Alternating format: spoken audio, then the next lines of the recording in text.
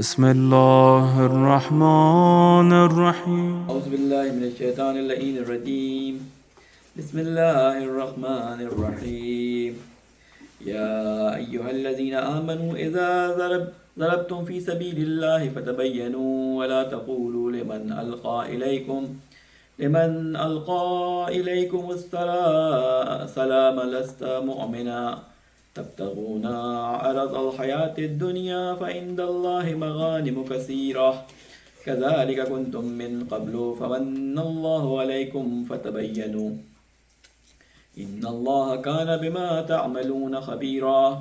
لا يستوي القائدون من المؤمنين غير أولي الضرر والمجاهدون في سبيل الله بأموالهم وأنفسهم فضل الله المجاهدين بأموالهم وأنفسهم على القائدين درجة وكلا وعد الله الحسنى وفضل الله المجاهدين على القائدين أجرا عظيما درجات منه ومغفرة ورحمة وكان الله غفورا رحيما.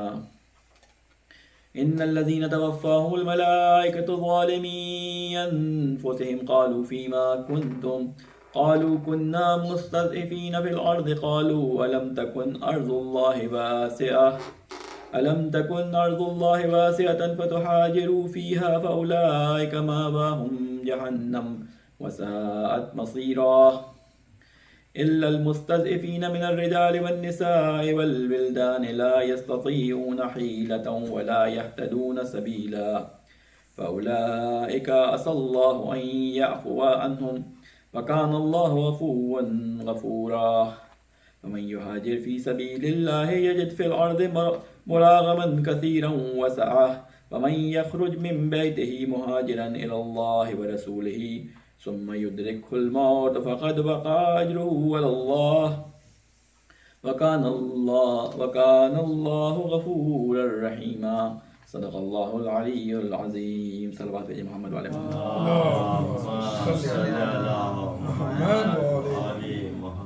السلام علیکم ورحمۃ اللہ وبرکاتہ. وعلیکم السلام. سورہ نساء جو کہ قرآن مجید کی چوتھی سورہ ہے، اس کے ذیل میں ہماری گفتگو چل رہی تھی اور آیت نمبر 93 تک ہم نے کمپلیٹ کر لیا تھا اور آج 94 سے ہمیں سٹارٹ کرنا ہے. گفتگو چل رہی تھی کہ اگر کوئی شخص کسی آدمی کو مسلمان جو ہے کسی مسلمان کو غلطی سے قتل کر دے تو اس کے بارے میں احکام بتائے جا رہے تھے. اگر کوئی جان بوجھ کر قتل کرے تو اس کے احکامات یہاں پہ بیان کیے گئے. اور اب جو گفتگو آ رہی ہے وہ ہماری اس موضوع پہ ہوگی کہ جب یہ سارے قتل کے معاملات ہوئے اور سزائیں بیان کرنی شروع کی گئیں تو لوگوں کو یہ کہا گیا کہ جب تمہارے پاس کوئی مسلمان آتا ہے اور تم سے وہ دعویٰ کرتا ہے کہ میں مسلمان ہوں، کوئی باہر سے ایک شخص آتا ہے اور تم اس کے اوپر حاوی ہو جاتے ہو اور وہ آگے سے کلمہ پڑھ لیتا ہے تو اس کے ساتھ تمہیں کیا کرنا ہے؟ تمہیں تحقیق کرنی ہے اس کی بات کے اوپر یا اس کی بات مانے بغیر اس کو قتل کر دینا ہے؟ اور سینیریو اس کا یہ تھا، بیک گراؤنڈ اس کا یہ تھا کہ اللہ تعالیٰ کے رسول جب مدینہ میں تھے تو مکے والوں نے فریاد کی تھی کہ ہماری جو ہے وہ پرابلمز یہاں پہ بہت زیادہ ہیں، مکے میں ہمیں بہت سختی میں رکھا گیا ہے تو ہماری مدد کریں. کچھ ان میں سے لوگ تھے جو ہجرت کر کے آئے پھر واپس چلے گئے، کچھ لوگ تھے جو واپس گئے، یہ یمن کے قافلوں کے اندر جایا کرتے تھے اور سامنے سے یہ مسلمان ان کے قافلوں کو روکنے جایا کرتے تھے تو یہ سامنے آ جایا کرتے تھے. کچھ ایسے قبیلوں میں رہتے تھے مسلمان جو کہ الائے ہوتا یعنی جو جس کا معاہدہ ہوتا تھا رسول اکرم صلی اللہ علیہ وسلم کے دشمنوں کے ساتھ، اور یہ جنگ کرنے کے لیے جب آتے تھے تو اپنے دشمنوں کی وجہ سے لڑنا پڑتا تھا ان کو، تو اب یہ مسلمانوں کے سامنے آئے تھے. تو ان تمام چیزوں کو مد نظر رکھتے ہوئے میں نے آپ کو بیان کیا تھا کہ ایک معاشرے سازی کی جسے کہتے ہیں کہ مدینہ کے اندر ایک معاشرہ سازی ہو رہی ہے مسلمانوں کے درمیان، اس کے بارے میں سارے احکام اور قوانین بتائے جا رہے ہیں. تو یہ بہت بنیادی اصول ہیں جس میں اللہ تعالیٰ نے کہا کہ اس میں تم فیصلہ نہیں کر سکتے، اس میں میں بتاؤں گا کہ کس طرح سے تمہیں ان کے بارے میں حکم صادر کرنا ہے. تو اس آیت میں اللہ تعالیٰ یہ ارشاد فرما رہا ہے کہ یا ایھا الذین، اس سے پہلے والی جو آیت تھی اس کو ذہن میں رکھیے گا جس میں اللہ تعالیٰ نے کہا تھا کہ اگر کسی شخص نے کسی مومن کو جان بوجھ کر قتل کر دیا تو وہ ہمیشہ کے لیے جہنم میں جلے گا، اس کا ٹھکانہ ہمیشہ کے لیے جہنم ہے اور اللہ کی اس پہ لعنت ہے اور اللہ نے اس کے لیے ایک عظیم عذاب کو جو ہے وہ معین کر رکھا ہے. متعمد قتل کرنے کے بارے میں آپ کو بتایا تھا، فرقہ واریت جو پھیلی ہوئی ہے اس میں ایک مسلمان کو مارنے کے بعد وہ کہتے ہیں کہ وہ یہ تو غلطی سے شہید ہو گیا، چلو جنت میں جائے گا، اگر یہ ہم سے غلطی سے شہید ہو گیا تو شہید ہے جنت میں جائے گا. تو اللہ تعالیٰ فرما رہا ہے کہ جس نے جان بوجھ کے کسی مسلمان کو قتل کیا اس کے لیے جہنم جو ہے وہ جو ہے واجب ہے اور ہمیشہ کا اللہ تعالیٰ کی لعنت ہے اور اس پہ عذاب آئے گا. اس سے بعد گفتگو آگے شروع ہو رہی ہے. یا ایھا الذین آمنوا اذا ضربتم فی سبیل اللہ فتبینوا ولا تقولوا لمن القى الیکم السلام لست مؤمنا تبتغون عرض الحیاۃ الدنیا فعند اللہ مغانم کثیرہ. کہتے ہیں کہ اے لوگوں جو ایمان لے کے آئے ہو، جب تم جہاد کے لیے نکلو، جب تم نکلتے ہو لڑنے کے لیے، تو تم خوب تحقیق کر لیا کرو. فتبینوا، خوب تحقیق کر لیا کرو. اور ولا تقولوا، نہ کہو لمن القى الیکم السلام، اس شخص کو جو کرے تم کو سلام کہ نہیں ہے تو مومن. یعنی اللہ تعالیٰ نے یہ قانون بیان کر دیا کہ وہ جو میڈ ان چائنا مومن کی تعریفیں ہم لوگوں نے بیان کی ہیں، معاشرے میں رائج ہیں، وہ مومن کی تعریف اللہ تعالیٰ نہیں کر رہا. اللہ تعالیٰ جینین تعریف بتا رہا ہے. کہہ رہا ہے کسی نے تمہیں سلام کر لیا، اس زمانے میں سلام علامت تھی اسلام لانے کی، اس کو اللہ تعالیٰ نے مومن سے خطاب کیا. کہتے ہیں جو بھی کوئی تمہیں سلام کر لے تو تم اس کے اوپر اپنی تلوار کو نہیں اٹھانا. اس کی وجہ کیا تھی کہ بعض دفعہ ایسا ہوتا تھا کہ مسلمان ہوا ایسا ہوتا نہیں تھا، ہوا ایسا بعض واقعات کے اندر کہ مسلمانوں نے دیکھا کہ ایک شخص جنگ کرنے کے لیے آیا، جب وہ زیر ہونے لگا اور اس کے اوپر یہ غلبہ پانے لگے تو اس نے ایک دم سے سلام کر دیا. تو انہوں نے کہا کہ اب کسی نے دیکھا تو ہے نہیں، اس کے پاس اتنا مال غنیمت ہے، اگر یہ اسلام لے آیا تو یہ مال غنیمت بھی ہمارے ہاتھ سے جائے گا، تو یہ اس کو قتل کر دیتے تھے اور کہتے تھے کہ جو ہے وہ یہ مال غنیمت ہم لے لیں. بہت سارے مسلمانوں کے درمیان اس طرح کے رسول اکرم کی زندگی میں واقعات ہوئے، اور رسول اکرم صلی اللہ علیہ وسلم کی زندگی کے بعد بھی یہ خلافت ثانیہ اور خلافت ثالثہ کے دور میں جو ہے اس طرح کے بہت سے واقعہ ہوئے کہ کمانڈر مسلمانوں کے گئے ہیں اور وہاں پہ جو ہے وہ کسی کے مال کے اوپر قبضہ کرنے کے لیے یا کسی کی بیوی سے شادی کرنے کے لیے اس کمانڈر کو ہی مار دیا ہے، مسلمان کمانڈر کو مار دیا ہے، اور بغیر عدت کے جو ہے وہ اس سے شادی بھی کر لی. تو یہ واقعات مسلمانوں میں پیش آتے رہے. تو اللہ تعالیٰ کو پتہ تھا کہ یہ نیچر اسلام لانے والوں کی بعض دفعہ پوری طرح وہ اسلام پہ نہیں آئی ہوتی. تو اللہ تعالیٰ کہتا ہے کہ کوئی تمہیں سلام کر لے تو تمہیں تحقیق کرنے کی، یعنی تحقیق کر لیا کرو کہ کوئی تمہیں سلام کر رہا ہے تو اس کو تمہیں قتل نہیں کرنا، کیونکہ تم اس کا مال و متاع حاصل کرنا چاہتے ہو. تبتغون عرض الحیات الدنیا فعند اللہ مغانم کثیرہ. یہ وہی بیک گراؤنڈ ہے کہ وہ مال غنیمت لینے کے لیے جو ہے اس کے اوپر حملہ کرتے تھے، اس کو مار دیتے تھے. اللہ تعالیٰ کہہ رہا ہے کہ تم کیا حاصل کرنا چاہتے ہو؟ ساز و سامان دنیاوی زندگی کا، یہ تم حاصل کرنا چاہتے ہو؟ تو اللہ کے ہاں غنیمتیں بہت زیادہ ہیں. کذالک کنتم من قبل فمن اللہ علیکم فتبینوا. کہتے ہیں ایسے تو تھے تم اسلام سے پہلے، پھر احسان کیا اللہ نے تم پر اور تم مسلمان ہو گئے، لہٰذا خوب تحقیق کر لیا کرو. کہتے ہیں کہ تم نے بھی اسی طرح اسلام قبول کیا تھا، تم نے پہلی دفعہ صرف کلمہ لا الہ الا اللہ پڑھا تھا، کسی نے تمہارے پر شک نہیں کیا کہ تم اسلام لائے ہو یا نہیں لے کے آئے. اس نے بھی پہلی دفعہ جب کلمہ پڑھا، لا الہ الا اللہ بولا یا سلام کیا یا جو بھی اس نے اسلام لانے کے لیے اپنا اعلان کیا، تو تم بھی پہلے ایسی تھے، اسی طرح تم بھی مسلمان ہوئے تھے. تو کسی کے اوپر اس طرح شک کر کے اس کو قتل نہ کرو.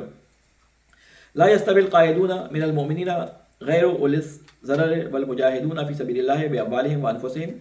تو یہاں پر آپ کو شاید میں پہلے بتا چکا ہوں یا نہیں کہ جنگ پہ جانے کے لیے جو اللہ تعالیٰ کی طرف سے حکم آتا تھا وہ عمومی نہیں ہوتا تھا، یعنی سب کے اوپر واجب نہیں ہوتا تھا کہ جنگ پہ جائیں. اللہ تعالیٰ کے رسول اعلان کرتے تھے اور اللہ تعالیٰ کے رسول کو یہ حکم دیا جاتا تھا کہ آپ ان کو ترغیب دلائیں، ان کو حرص دلائیں، ان کے اوپر جو ہے اپنی طرف سے فورس کریں ان کے ثواب کے بارے میں تاکہ یہ جنگ کے لیے نکلیں. لیکن زبردستی کسی پہ نہیں تھی. صرف جنگ تبوک کے وقت جو ہے یہ حکم آیا کہ سب کو نکلنا ہے، کوئی بھی گھر پہ نہیں بیٹھے گا، سب کو نکلنا ہے. تو یہاں پر اللہ تعالیٰ نے بتا دیا کہ جو گھر پہ بیٹھے ہیں وہ بھی کوئی ایسے کافر نہیں ہو گئے نعوذ باللہ کہ وہ کافر ہوگا. اللہ تعالیٰ یہاں پہ بتایا ہے، لیکن اللہ کے نزدیک ان کا فضل اور ان کی جو جیسے کہتے ہیں کہ اہمیت وہ کس کی زیادہ ہے، وہ اللہ تعالیٰ نے اس آیت میں بتایا کہ تم میں سے برابر نہیں ہے گھر بیٹھنے والے مسلمان جن کا کوئی یعنی نہیں برابر گھر بیٹھے رہنے والے مسلمان جن کو کوئی عذر نہ ہو، اور جہاد کرنے والا اللہ کی راہ میں اپنے مال سے اور جان سے.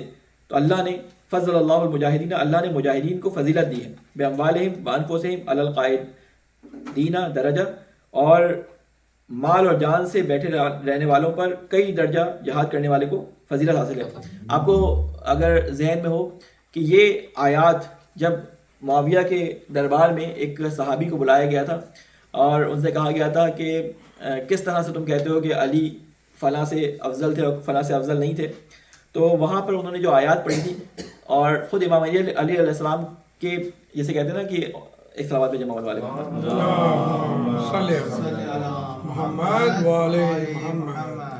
مولا علی علیہ السلام نے بھی کہیں اپنی فضیلت بیان کرتے ہوئے جو ہے وہ شاید اس بات کو بیان کیا ہے، میرے ذہن میں بھی نہیں آ رہا، لیکن بہرحال اس کو دلیل کے طور پہ استعمال کیا جاتا ہے کہ برابر نہیں ہوتا جو جہاد میں لڑنے کے لیے جائے اور جو گھر میں بیٹھا ہوتا. اللہ تعالیٰ نے اس آیت کے اندر بیان فرمایا ہے کہ جو لوگ اپنے مال کے ذریعے اپنے تلوار کے ذریعے اس کو تھوڑا سا موڑ دیں، میری آواز ریپیٹ ہو رہی ہے. ٹھیک ہے، تو اللہ تعالیٰ یہاں پہ فرما رہا ہے کہ اللہ تعالیٰ نے فضیلت دی ہے جو اپنی تلوار سے اور جہاد اس سے جنگ لڑتے ہیں. کہتے ہیں کہ گھر بیٹھے رہنے والے مسلمان کا کوئی عذر نہ ہو اور جہاد کرنے والے اللہ کی راہ میں اپنے مال سے اور جان سے فضیلت دی ہے. اللہ نے ان کو جہاد کرنے وہ جہاد کرنے والے ہیں بے اموالہم وانفسہم علی القاعدین درجہ، اور اسی طرح بیٹھے رہنے والوں پر درجہ کے اعتبار سے وہ لوگ برتر ہیں جو نکلے ہیں. قائدین، قائد آپ کے ذہن میں اردو میں جو آتا ہے قائد کے معنی ہوتے ہیں لیڈر، رہنما. یہاں قائد قعود سے نکلا ہے، قعدہ جسے کہتے ہیں بیٹھنا، بیٹھے رہنے والے. قائد ٹھیک ہے، بیٹھے رہنے والا. قائدون بیٹھے رہنے والے، یعنی جو گھروں میں بیٹھے رہ گئے. تو کہتے ہیں کہ جو گھروں میں بیٹھے رہ گئے ان پر اللہ نے کس کو فضیلت دی ہے؟ جو گھروں سے نکلے ہیں. وَكُلًّا وَعَدَ اللَّهُ الْحُسْنَىٰ وَفَضَّلَ اللَّهُ الْمُجَاهِدِينَ عَلَى الْقَاعِدِينَ أَجْرًا عَظِيمًا. اگرچہ سب سے وعدہ کر رکھا ہے اللہ نے بھلائی کا، لیکن فضیلت دی ہے اللہ نے مجاہدین کو بیٹھے رہنے والوں پر اجر عظیم کے ساتھ. اب یہ جو آیات ہیں میں تیزی سے ان سے گزر رہا ہوں، ذرا تفصیل میں ان کے جانے کی ضرورت نہیں ہے، صاف صاف آیات ہیں. یہ انہوں نے اللہ تعالیٰ نے بیان فرمایا. درجات منہ ومغفرۃ ورحمہ وکان اللہ غفورا رحیما، یعنی بڑے درجے ہیں ان کی طرف سے اور مغفرت ہے اور رحمت ہے، اور اللہ بے انتہا بخشنے والا ہے اور رحم کرنے والا ہے. ان الذین توفاہم الملائکۃ ظالمی انفسہم قالوا فیما کنتم قالوا کنا مستضعفین فی الارض. یہ اس وقت کی بات بیان کی جا رہی ہے ان لوگوں کے لیے جو گھر میں بیٹھے رہ گئے اور جنگ پہ نہیں گئے. جب فرشتے ان کی جان لینے کے لیے آتے ہیں، جب ان کے لیے ملک الموت ان کے دروازے پہ آتا ہے تو ان سے ایک سوال کرتا ہے کہ ان الذین توفاہم الملائکہ، بے شک وہ لوگ کہ روح قبض کریں گے ان کے فرشتے اس حال میں کہ وہ ظلم کر رہے تھے اپنی جانوں پر. قالو، یہ فرشتے ان سے کہیں گے فیما کنتم، تم کیا کرتے رہے، یعنی گھر میں کیوں بیٹھے ہوئے تھے، باہر کیوں نہیں نکلے؟ جب مسلمان سارے لڑ رہے تھے تم کیوں گھر میں بیٹھے ہوئے تھے؟ یہ میں اپنے الفاظ میں کہہ رہا ہوں، یہاں یہ لفظ نہیں لکھے انہوں نے، لیکن سوال اس طرح سے کیا ہے کہ قالو فیما کنتم، تم کیا کرتے رہے. قالو تو وہ جواب دیں گے جو گھر میں بیٹھے رہتے تھے اپنے موت کے وقت، کننا مستضعفین، ہم تو بہت ضعیف تھے، یعنی ہماری تو کوئی چلتی نہیں تھی، فی الارض زمین کے اندر.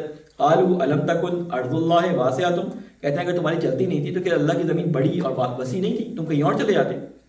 دیکھیں یہ اس زمانے کی بات ہے کہ جب رسول اکرم صلی اللہ علیہ وآلہ وسلم نے مدینہ کے اندر اوپن اعلان کر دیا تھا کہ مسلمانوں کی حکومت قائم ہو چکی ہے، جو مسلمان جہاں بھی ہے اور اس کی جان کو خطرہ ہے وہ ہجرت کرے. ہجرت سب پہ واجب کر دی گئی تھی مکہ کے اندر، وہ آ جائے یہاں پہ. تو بعض لوگوں نے تو مجبوری کی وجہ سے، لیکن بعض لوگوں نے اپنے کچھ جسے کہتے ہیں تحفظات کی وجہ سے ہجرت نہیں کی تھی. اور جب فرشتے ان کی جان لینے کے لیے آئے تو وہ یہ بات کہہ رہے ہیں کہ ہم تو مستضعف ہو گئے تھے، ضعیف تھے. تو انہوں نے کہا کہ بھائی زمین اللہ کی وسیع ہے تو تم نے ہجرت کیوں نہیں کی. فاولئک مأواہم جہنم، بس یہی لوگ ہیں جن کا ٹھکانہ جہنم ہے. یعنی جب اللہ کے رسول کی طرف سے ہجرت کا حکم آ جائے اور کوئی ہجرت نہ کرے اور اس کے بعد مسلمانوں کے حق میں بھی آواز نہ اٹھائے، مسلمانوں کی بات پہ لبیک نہ کہے، اپنے یہ سارا کا سارا پیچھے بیک گراؤنڈ کیا ہے، ہمارے دنیا یا اولاد کی محبت یا کسی چیز کی محبت جس کی وجہ سے وہ ہجرت نہیں کر رہے، تو یہ سارا اس کی مذمت میں کہا جا رہا ہے. تو اللہ تعالیٰ نے کہا ہے ان کا ٹھکانہ جو ہے وہ جہنم ہے، وساعت مسیرہ، اور بہت ہی بری جگہ ہے. اب یہاں پہ اللہ تعالیٰ نے استثناء کر دیا، یعنی سارے بیٹھے رہنے والے برابر نہیں تھے، اس میں ایکسیپشنز بھی ہیں. الا المستضعفین من الرجال والنساء والولدان لا يستطيعون حیلۃ ولا يهتدون سبیلا، کہتے ہیں مگر وہ کمزور اور بے بس مرد اور عورتیں اور بچے جو نہیں کر سکتے تھے کوئی تدبیر اور نہیں پاتے کوئی راستہ.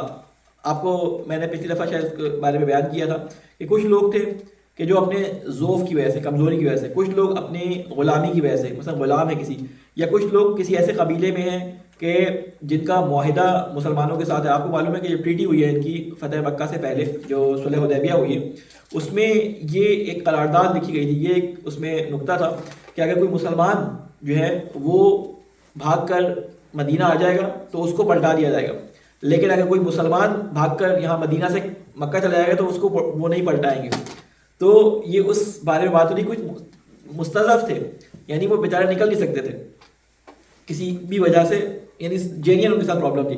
فاولئک عسى الله ان یعفو عنہم وکان اللہ عفوا غفورا.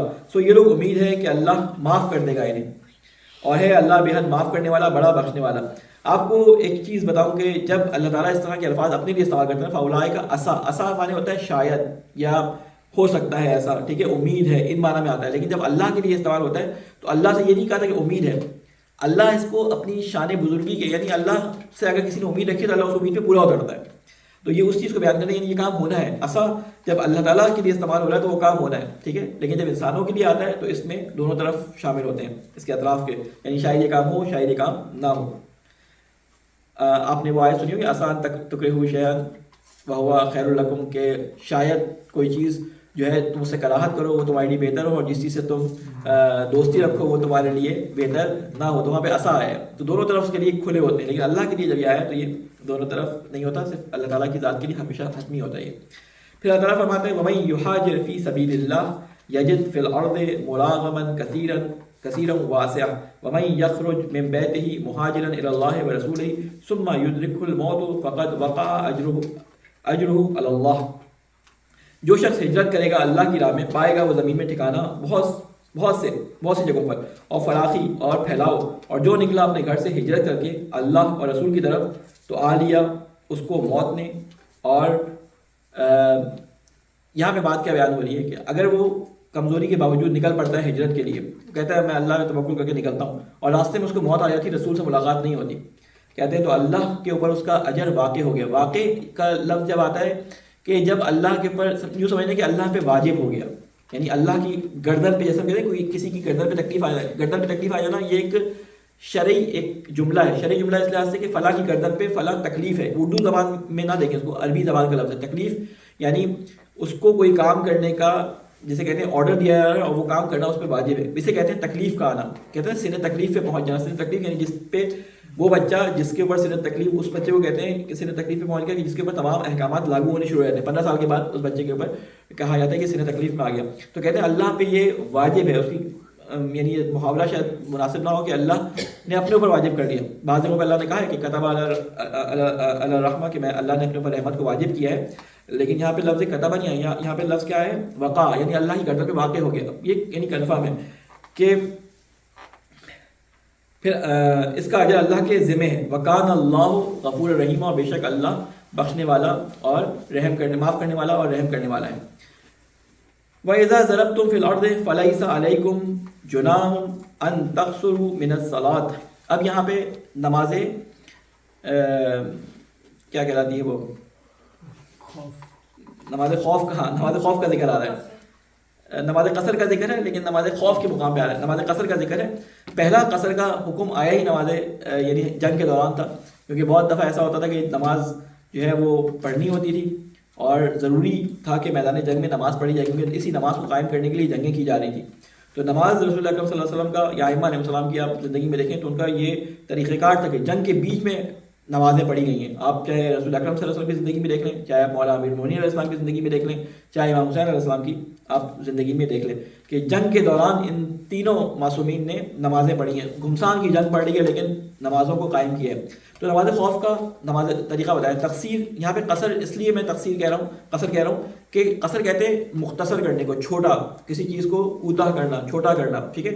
تو یہ اللہ تعالیٰ حکم بتا رہا ہے کہ جب تم سفر کرو زمین میں تو نہیں ہے تم پر کچھ گناہ کہ قصر کرو نماز میں، یعنی نماز کو کوتاہ کر لو.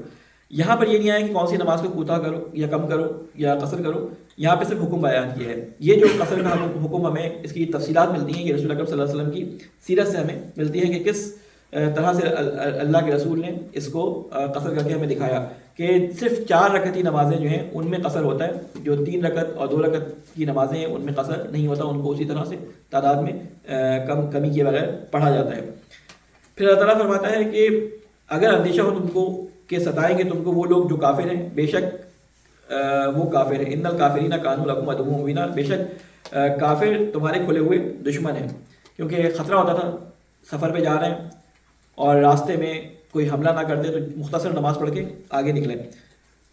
وَإِذْ كُنْتُمْ، میں بہت ساری تفصیلات میں یہاں سے ہٹا رہا ہوں، بہت تفصیل. جی اس میں ایک سوال پوچھ سکتے ہیں؟ جی جی. اس میں یہ دیا ہوا ہے کہ ان تقصروا من الصلاۃ ان خفتم، اگر تمہیں خوف ہو. جی آپ اس بیک گراؤنڈ، ہم بغیر خوف کے قصر کرتے ہیں وہ. جی جی وہ رسول اکرم کی سیرت سے آیا، کیونکہ سفر میں اللہ تعالیٰ نے جو ہے وہ رسول جب ٹریول کرتے تھے ان کو خوف ہوتا تھا کیونکہ ان کے تو دشمن ہر وقت ان کے مارنے کے چکر میں رہتے تھے. نہیں رسول ہر وقت تو جب مدینہ ٹریول کرتے تھے وہ بہت ساری جگہوں پر ٹریول کیا. ابھی مکہ جا رہے ہیں راستے میں تو مکہ سے بہت دور ہے, راستے میں نماز قصر ہوئی ہے ساری کی ساری.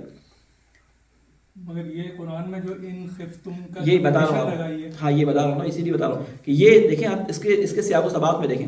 یہی سوال رسول اکرم صلی اللہ علیہ وسلم نے سے حضرت عمر نے کیا کہ رسول اکرم ہمیں تو کوئی خطرہ نہیں ہے, آپ نماز قصر کیوں پڑھ رہے ہیں؟ تو انہوں نے کہا اللہ تعالیٰ نے جب ایک رخصت دی ہے تو اس رخصت کو لو, اللہ کی رخصت کو لے, اللہ کی طرف سے اگر رخصت دی ہو تو اس کو چھوڑنا نہیں چاہیے. ایک حدیث بھی بخاری کے اندر یہ حدیث موجود ہے ان کے یہاں.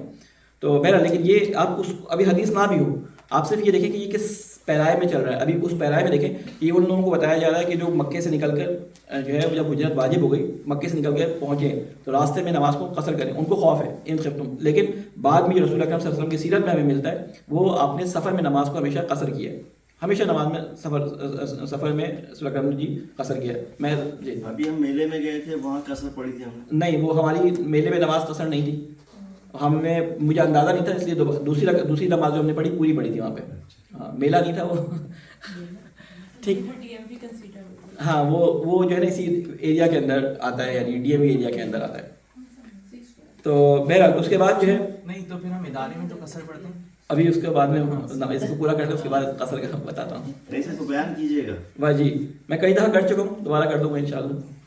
وَإِذَا كُنْتَ فِيهِمْ فَأَقَمْتَ لَهُمُ الصَّلَاةَ فَلْتَقُمْ طَائِفَةٌ مِّنْهُمْ مَعَكَ وَلْيَأْخُذُوا أَسْلِحَتَهُمْ فَإِذَا پہلے پوری آیت پڑھ دوں اور اس کے بعد میں اس کا ترجمہ کر دیتا ہوں, کیونکہ اس نے نماز خوف کا طریقہ بیان کیا ہے. یہ طریقہ اس نے بیان کیا ہے اللہ کے رسول کی سیرت سے ہی متعلق کئی اس میں جو ہے نا وہ واقعات آئے ہیں, کیونکہ بعض جو ہے وہ کسی اور طریقے سے نماز خوف پڑھتے ہیں, بعض کسی اور طریقے سے, 2-3 طریقے اس کے روایات کے اندر آئے ہیں.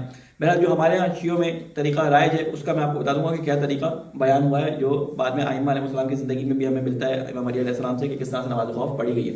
جو طریقہ یہاں بیان کیا ہے قرآن میں پہلے وہ سن لیں, اور پھر جو ہم طریقہ آپ کے سامنے بیان کریں گے شیعہ روایات کے مطابق وہ اس سے کتنا ملتا ہے وہ ہم دیکھتے ہیں ابھی.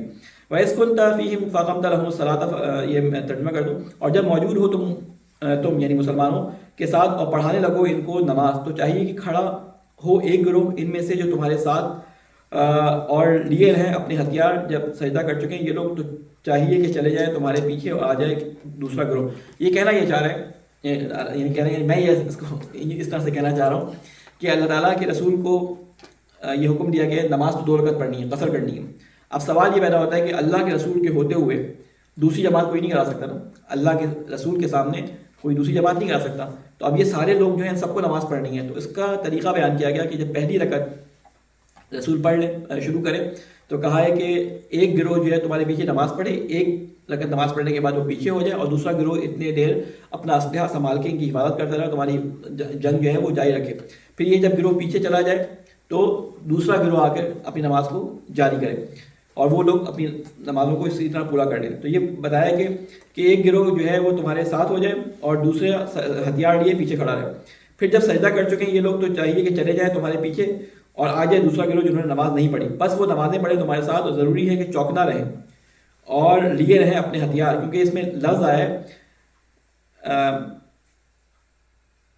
وَلْيَأْخُذُوا حِذْرَهُمْ وَأَسْلِحَتَهُمْ, کہتے ہیں کہ اپنے نیزے اور اپنا اسلحہ جو ہے, اپنے سامان جو ضروری سامان جو ہے جو تمہارے بچاؤ کا سامان ہے, اور اپنے اسلحے کو اپنے ساتھ رکھیں, کیونکہ اسلحے کے ساتھ نماز پڑھنا مشکل ہوتا ہے, لیکن جنگ کے دوران یہ حکم ہے کہ اسلحہ ساتھ لے نماز پڑھیں. وَدَّ الَّذِينَ كَفَرُوا لَوْ تَغْفُلُونَ عَنْ أَسْلِحَتِكُمْ وَأَمْتِعَتِكُمْ فَيَمِيلُونَ عَلَيْكُمْ مَيْلَةً وَاحِدَةً, کہتے ہیں کہ جو لوگ کافر ہیں وہ یہ چاہتے ہیں دل سے, کیا چاہتے ہیں کہ کاش غافل ہو جاؤ تم اپنی ہتھیاروں سے اور سامانوں سے, تو ٹوٹ پڑے وہ تم پر ایک دم. کیونکہ بعض لوگ کہتے تھے کہ اللہ سے جو ہے وہ دعا کرنے کے لیے جا رہے ہیں, اگر جان بھی چلی جائے تو کیا ہے, تو اللہ نے اپنی اللہ نے یہ دنیا جو ہے سبب و اسباب کے اسباب اور سبب و مسبب کے تحت بنائی ہے. اگر اسلحہ نہیں ہوگا اس نے حملہ کر دیا تمہاری گردن تو کٹنی ہے, ایسا نہیں کہ تم نماز پڑھ رہے ہو تمہاری گردن پہ تلوار چلے تو گردن نہ کٹے, اس لیے اپنے اسلحہ لے کے جو ہے وہ نمازوں کو قائم رکھو, اپنے بچاؤ کا پورا سامان رکھو. ولا جناح علیکم ان کان بکم اذى من مطر او کنتم مرضى ان تضعوا اسلحتکم وخذوا حذرکم ان اللہ اعد للکافرین عذابا مہینا. کہتے ہیں کہ کافر یہ چاہتے ہیں کہ تم غافل ہو جاؤ اپنی ہتھیاروں سے تو وہ ٹوٹ پڑے تم پر، اور نہیں ہے کچھ گناہ تم پر اگر وہ تمہیں تکلیف بارش کی وجہ سے یا ہو تم بیمار تو اتار رکھو اپنے ہتھیار، لیکن چوکنا رہو، بے شک اللہ نے تیار کر رکھا ہے کافروں کے لیے رسوا کن عذاب. یعنی اگر کوئی بارش وغیرہ ہے جس کی وجہ سے تم سمجھتے ہو کہ اسلحہ خراب ہو جائے گا، تلواروں کو زنگ لگنے کا خطرہ ہے، یا کسی بھی وجہ اور بیمار ہو اور تمہیں خطرہ ہو تو تم پھر اپنے ہتھیاروں کو سائڈ میں رکھ سکتے ہو، لیکن یہ دیکھتے ہوئے چوکنا رہتے ہوئے سائڈ میں رکھ کے تم نماز پڑھ سکتے ہو. یعنی ایک ایک اللہ نے دقیق حکم بتا دیا ہے یہاں پہ. فَإِذَا قَضَيْتُمُ الصَّلَاةَ فَاذْكُرُوا اللَّهَ قِيَامًا وَقُعُودًا. کہتے ہیں جب تم نماز کو ادا کر چکو تو یاد کرتے رہو. یعنی اصل میں نماز ہوتی کس لیے؟ اللہ کے ذکر کے لیے ہوتی ہے. ان الصلاۃ للذکر، کہ نماز جو ہے میرے ذکر کے لیے ہے، ٹھیک ہے نا. تو اللہ تعالیٰ کا ذکر نماز کے بعد بھی، یعنی نماز سے فارغ ہونے کے بعد بھی اللہ کا ذکر کرتے رہو. یہ جو مستحبات ہمیں بیان کیے جاتے ہیں کہ نماز کے بعد جو ہے وہ تسبیحات پڑھنی ہے، نماز کے بعد دعا کرنی ہے، مناجات کرنی ہے، اللہ تعالیٰ سے دعا کرنی ہے، یہ اسی وجہ سے کیا جاتا ہے کہ ایک دم سے اپنا کنیکشن اللہ کے ساتھ توڑو نہیں. کیونکہ کہتے ہیں کہ ہر واجب نماز کے بعد انسان کی ایک دعا قبولیت کی ہوتی ہے کہ جو اللہ تعالیٰ کرتا ہے. تو بہت یعنی اس کی مذمت کی گئی اس شخص کی جو نماز میں دعا کیے بغیر اٹھ جائے. کہتے ہیں اللہ تعالیٰ کہتا ہے کہ یہ بڑا ہی متکبر ہے یہ شخص، کہ میں نے اس کو کہا کہ میرے پاس آؤ اور یہ بس شکل دکھا کے چلا گیا. تو دعا ضرور کرنی چاہیے، چاہے ایک چھوٹی سی دعا ہی کیوں نہ ہو، چاہے وہ صلوات ہی کیوں نہ ہو، لیکن دعا ضرور کرنی چاہیے. اور میں نے اپنے خطبے میں اس کو بیان بھی کیا تھا کہ آخرت کے اندر جو موت کے وقت جو مشکلات انسان پہ آتی ہیں، ان سکرات موت سے بچنے کے لیے روایات میں ہمیں جملہ ملتا ہے کہ ہر واجب نماز کے بعد قرآن کی تھوڑی سی تلاوت کی جائے. تو ایک چھوٹی سی سورہ اگر نماز کے بعد پڑھ لی جائے، یا قرآن کی کچھ آیات، آیت الکرسی یا کچھ پڑھ لی جائے، تو یہ ہمارے لیے بھی ثواب کا باعث بھی، اور آخرت یعنی موت کے وقت ہماری آسانی کے باعث ایک ثواب میں جمع ہوگا.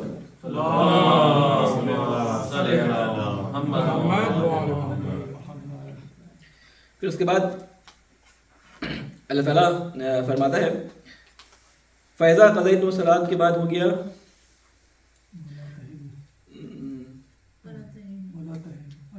ایک سال بعد بھیجے محمد والے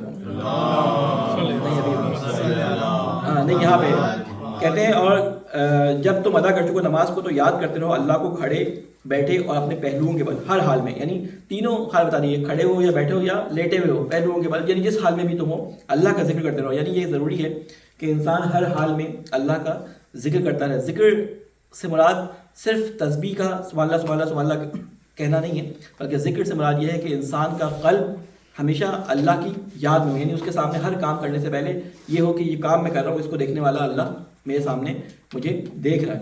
یہ ہوتا ہے ذکر. یعنی خالی تسبیح گھمانے سے ذکر نہیں ہوتا، تسبیح کے ساتھ دل کا بھی اس کے ساتھ شامل ہونا ضروری ہے. اس کے بعد اللہ تعالیٰ بڑی امپورٹنٹ بات ہم شیعوں کے لیے فرما رہا ہے یہاں پہ خصوصاً، کہ میں پہلے بھی اس کو عرض کر چکا ہوں، یہ قرآن مجید میں بھی آ گئی ہے، ٹھیک ہے، کہ ان الصلاۃ کانت علی المؤمنین کتابا موقوتا. نماز تمام شرائط و آداب کے ساتھ بے شک جو ہے وہ نماز ہے مومنوں پر فرض.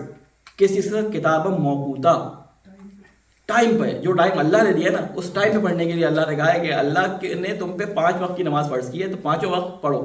اگر تمہیں آسانی ملی ہے تو ہر آسانی کو جو ہے ہر وقت استعمال نہیں کرتے. وہ قصر کا حکم تھا، لیکن اللہ کے رسول نے جو نمازیں جمع کر کے نمازیں پڑھی تھی وہ ایسا نہیں تھا کہ ہمیشہ پڑھی ہوں، ہمیشہ وہ الگ الگ وقتوں میں پڑھتے تھے. کبھی ایسا ہوا کہ بھائی کسی وجہ سے رسول نے کہا کہ چلو آج دونوں ملا کے نماز پڑھ لیتے ہیں. بعض جگہوں میں نماز ملا کے پڑھنا آپ کو پتہ ہے عرفات کے میدان میں ہو گیا، مزدلفہ میں ہو گیا، ملا کے پڑھنا واجب ہے کہ وہاں پڑھنا ہی ملا کرے.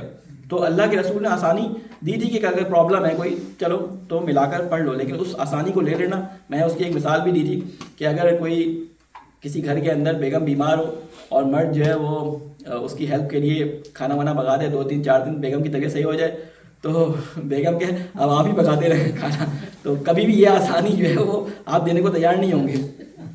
تو بہرحال تو ایک صلوات میں محمد والے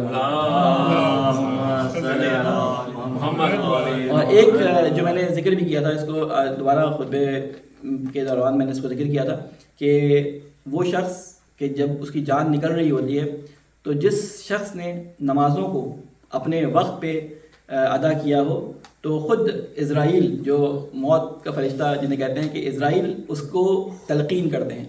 یعنی موت کا وقت وہ ایسا وقت ہوتا ہے کہ انسان اپنا ایمان بھلا دیتا ہے, انسان اپنے حواس میں نہیں ہوتا, تو اس وقت پہ خود اسرائیل اس کو تلقین کرتے ہیں کہ تمہارا دین یہ ہے, تمہاری کتاب یہ ہے, تمہارا رسول یہ ہے. خود اسرائیل کی طرف سے اس کو تلقین ہوتی ہے, اسرائیل کی طرف سے. تو پھر فرمایا کہ وَلَا تَهِنُوا فِي ابْتِغَاءِ الْقَوْمِ إِن تَكُونُوا تَعْلَمُونَ فَإِنَّهُمْ يَعْلَمُونَ كَمَا تَعْلَمُونَ وَتَرْجُونَ مِنَ اللَّهِ مَا لَا يَرْجُونَ وَكَانَ اللَّهُ عَلِيمًا حَكِيمًا. اس آیت کو پڑھنے سے پہلے ایک اور چیز, ہماری مجالس میں بھی بعض دفعہ یہ خیال نہیں رکھا جاتا کہ اذان ہو رہی ہوتی ہے اور مجلس جاری رہتی ہے. اللہ کے رسول کا طریقہ کار یہ تھا کہ جنگ روک کر یا جنگ کے دوران نمازوں کو پڑھا کرتے تھے. ہم عاشور کے دن یہ واقعہ سب کو سناتے رہتے ہیں کہ عصر کا وقت ہوا, ظہر کا وقت ہوا, تو جو سیدابی ان کے صحابی تھے انہوں نے کہا کہ ظہر کا وقت ہو گیا, ہم آپ کے پیچھے نماز پڑھنا چاہتے ہیں.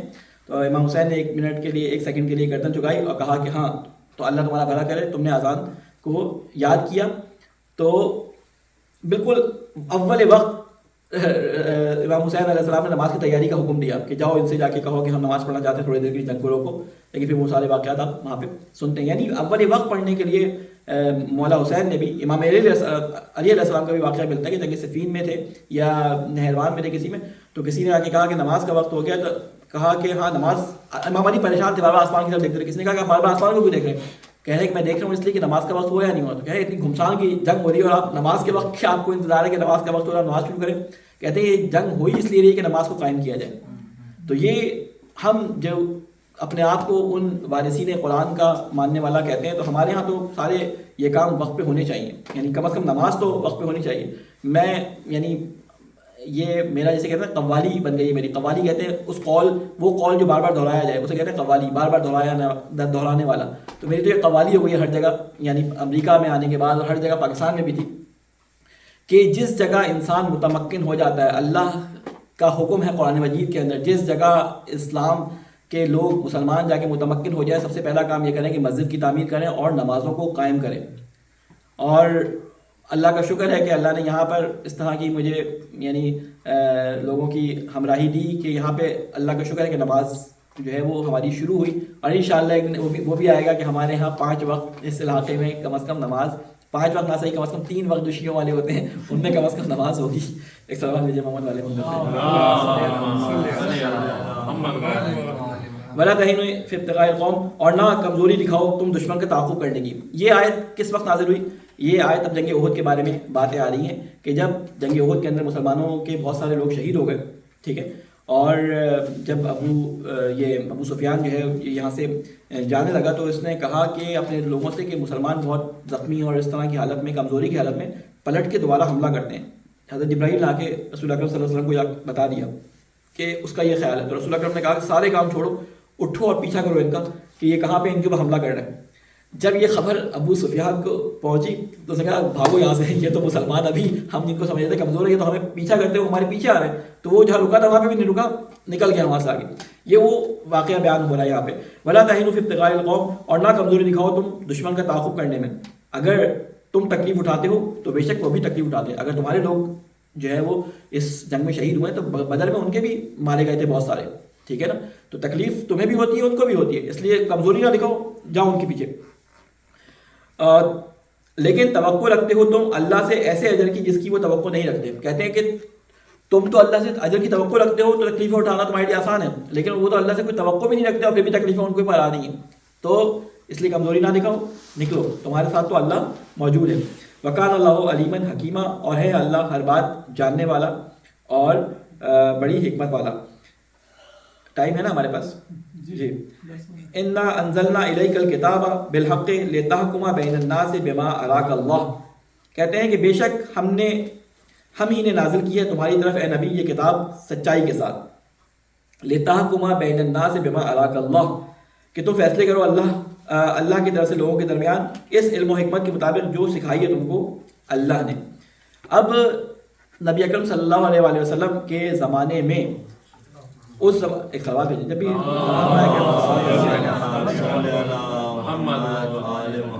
روایات میں ہے کہ وہ شخص بڑا بخیل ہے کہ نبی کا نام آئے اور وہ صلوات نہ بھیجے، اور صلوات تو وہ کام ہے کہ ایک واحد کام ہے جس میں ہم اللہ کے شریک ہیں، ٹھیک ہے نا. یعنی اللہ تعالیٰ کہتا ہے ان اللہ و ملائکتہ یصلون علی النبی یا ایھا الذین آمنوا صلوا علیہ وسلموا تسلیما، کہ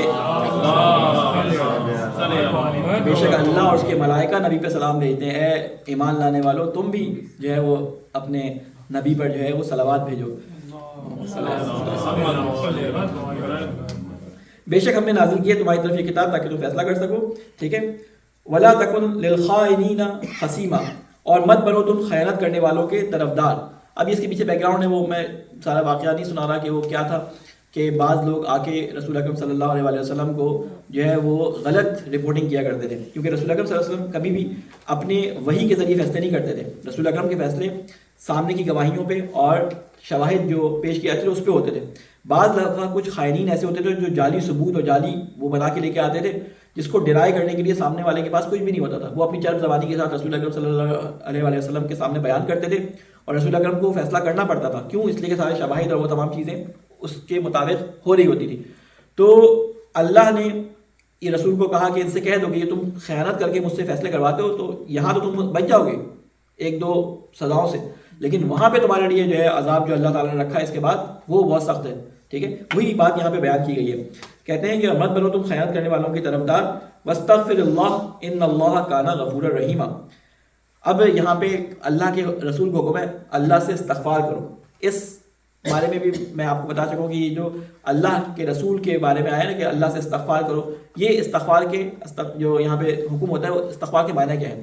غفرہ جو لفظ عربی زبان میں استعمال ہوتا ہے یہ ریپیئر کرنے کو کہتے ہیں. غفرہ اگر دیوار میں دراڑ پڑ جائے تو اس دراڑ کے بھرنے کو، اس کو دوبارہ اسی پرانی حالت میں لانے کو عرب جو ہے وہ غفرہ سے تعبیر کرتے ہیں، ٹھیک ہے نا. یعنی کسی کی شخصیت میں یا کسی کے دل میں تمہاری طرف سے کوئی کینہ آ گیا، رکھنا پڑ گیا، تو اللہ تعالیٰ اس کو کیا کر دے گا؟ دوبارہ سے ریپیئر کر دے گا، دوبارہ سے اس کو صحیح کر دے گا. تو اس غلط جسے کہتے ہیں ثبوتوں اور غلط شائنوں کی وجہ سے بعض دفعہ ایسے فیصلے ہوتے تھے کہ رسول اکرم صلی اللہ علیہ وسلم کی طرف سے لوگوں کا دل خراب ہو جاتا تھا. ایک شخص سے کمزور ہے، اس کے بعد کچھ نہیں ہو سکا، انتظام کسی اچھے وکیل کا، کوئی اچھا چرب زبان وکیل نہیں مل سکا، اپنی طرف سے بات کر رہا ہوں یہ، اور وہ بیچارہ ثبوت فراہم نہ کر سکا، اس کو سزا ہو گئی یا اس سے مال لے کے کسی اور کو دے دیا گیا. تو اب یہ رسول کی طرف سے اس کے دل میں کوئی میل آنے کا خطرہ تھا کہ اس کے دل میں کوئی رسول کی طرف سے میل آ جائے. حالانکہ قرآن مجید میں کہا ہے کہ رسول اگر تمہارے بارے میں کوئی فیصلہ کرتے تو اس کی طرف سے کوئی میل اپنے دل میں لے کے نہیں آؤ. لیکن یہاں پہ کہا کہ اگر آ جائے تو استغفر اللہ، اللہ تمہارے طرف سے جو بھی پرابلمس ان کے دلوں میں یا ان کے دماغوں میں آئی ہوگی ان کو جبران کر دے گا، ٹھیک ہے. استغفر اللہ، اور درخواست کرو اللہ سے درگزر کی، اور ان اللہ کان غفور رحیم، بے شک اللہ تعالیٰ بہت مغفرت کرنے والا اور رحم کرنے والا ہے. ولا تجادل عن الذین یختانون انفسهم ان اللہ لا یحب من کان خواما اثیما. کہتے ہیں کہ اور مت وکالت کرو ان لوگوں کی جو دغا رکھتے ہیں اپنے دلوں میں. یعنی یختانون کہتے ہیں کہ دھوکہ، اپنے دل میں برائی، ٹھیک ہے. یہ دغا کے معنی بالکل مثال اچھے معنی ہیں کہ ان لوگوں کی وکالت جو ہے وہ نہیں کرو جو اپنے دل میں دغا رکھتے ہیں اپنے دلوں میں. ان اللہ لا یحب من کان خوانا اثیما، ایسے شخص کو جو دغا باز ہے اللہ کے سامنے من کان خوانا اثیما، ایسے شخص کو جو ہو دغا باز، گناہوں میں ڈوبا ہوا، یعنی اس کی وکالت نہ کرو. یستخفون من الناس ولا یستخفون من اللہ وهو معهم اذ یبیتون ما لا یرضی من القول وکان اللہ بما یعملون محیطا. کہتے ہیں کہ چھپا سکتے ہیں یہ اپنی حرکات کو لوگوں سے، لیکن نہیں چھپا سکتے اللہ سے، اس لیے کہ وہ تو ان کے ساتھ ہوتا ہے. اس یبیتون، اس وقت بھی جب وہ مشورے کرتے ہیں راتوں کو ایسی باتوں کے بارے میں جنہیں اللہ پسند نہیں کرتا، اور ہے اللہ کا علم ان کے اعمال پر محیط، یعنی اللہ کا علم ان کے بارے میں جو ہے وہ ہر چیز کے بارے میں، چاہے یہ چھپ کے مشورہ کریں، چاہے وہ راتوں میں کریں، چاہے وہ دن میں کریں، تمام چیزوں سے اللہ جو ہے وہ واقف ہے. ہاں انتم ہؤلاء جدلتم عنہم فی الحیات الدنیا فمن یجادل اللہ عنہم یوم القیامہ ام من یکون علیہم وکیلا. کہتے ہیں کہ ہو تم اے مسلمانوں جو جھگڑا کرتے ہو ان کی طرف سے دنیاوی زندگی میں، لیکن کون جھگڑا کرے گا اللہ کے ساتھ ان کی طرف سے قیامت کے دن. کہتے ہیں کہ آج تو تم اپنے مسلمان بھائی کو بچانے کے لیے جو ہے وہ جھگڑا کر لیتے ہو، لیکن قیامت کے دن ان کو بچانے کے لیے کہاں سے کون جھگڑا کرے گا؟ قیامت میں کیسے جو ہے یہ معاملہ سالو ہوگا. ٹھیک ہے. اللہ کے ساتھ کون جھگڑا کرے گا ان کی طرف سے قیامت کے دن؟ یا کون ہے جو ہوگا ان کا کارساز؟ وکیل کو کارساز کہتے ہیں، کام بنانے والا. ہمارے یہاں وکیل کے الٹے معنی ہوتے ہیں. اصل وکیل کے معنی کیا ہے؟ کارساز. کار کہتے ہیں کام کو، ساز یعنی بنانے والا. تو وکیل ہمارے کام بگاڑنے والے زیادہ ہوتے ہیں. ٹھیک ہے. تو لیکن اللہ کے یہاں جو لفظ وکیل استعمال ہوا ہے، کون ہوگا ان کا کارساز؟ وَمَن يَعْمَلْ سُوءًا أَوْ يُظْلِمْ نَفْسَهُ ثُمَّ يَسْتَغْفِرِ اللَّهَ يَجِدِ اللَّهَ غَفُورًا رَحِيمًا. اور جو بھی کر گزرے کوئی برا کام یا ظلم کر بیٹھے اپنے اوپر، پھر بخشش طلب کرے اللہ سے، تو پائے گا وہ اللہ کو بے انتہا معاف فرمانے والا اور رحم کرنے والا. یعنی اگر کسی سے گناہ ہو گئے، اب یہاں پہ جو لفظ ظلم استعمال ہوا ہے قرآن مجید میں دوسری جگہوں پہ ان کو مثالوں کے ذریعے سمجھایا گیا کہ 3 کام ایسے ہیں کہ جو اللہ تعالیٰ نہیں بخشتا. ٹھیک ہے. جو بہت بڑا گناہ ہے، لیکن اگر توبہ کر لے انسان تو معاف کر دیتا ہے. یعنی اگر یہ بغیر توبہ کے مر جائے تو ان کا سیدھا سیدھا ٹھکانہ جہنم ہے. ان میں سے پہلا اللہ کے ساتھ شریک ٹھہرانا، دوسرا کسی مسلمان کا قتل کرنا، تیسرا زنا. یہ ایسے کام ہیں کہ جن کی سزا سیدھی سیدھی جہنم ہے اگر ان کی توبہ نہ کی جائے. پھر اس کے بعد اللہ تعالیٰ کہتا ہے کہ کوئی بخشش طلب کرے اللہ سے تو وہ اللہ تعالیٰ کو بے انتہا معاف کرنے والا اور رحم کرنے والا پائے گا.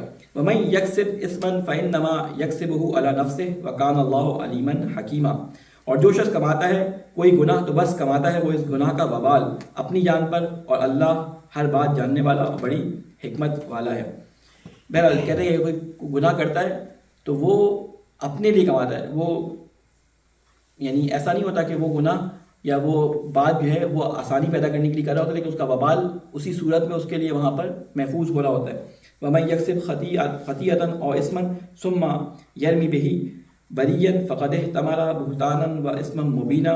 اور جس نے ارتکاب کیا کسی خطا یا گناہ کا، پھر تھوپ دیا اسے کسی بے گناہ کے سر، تو یقیناً اٹھایا اس نے بوجھ بڑے بہتان اور کھلے گناہ کا. صدق اللہ العلی العظیم.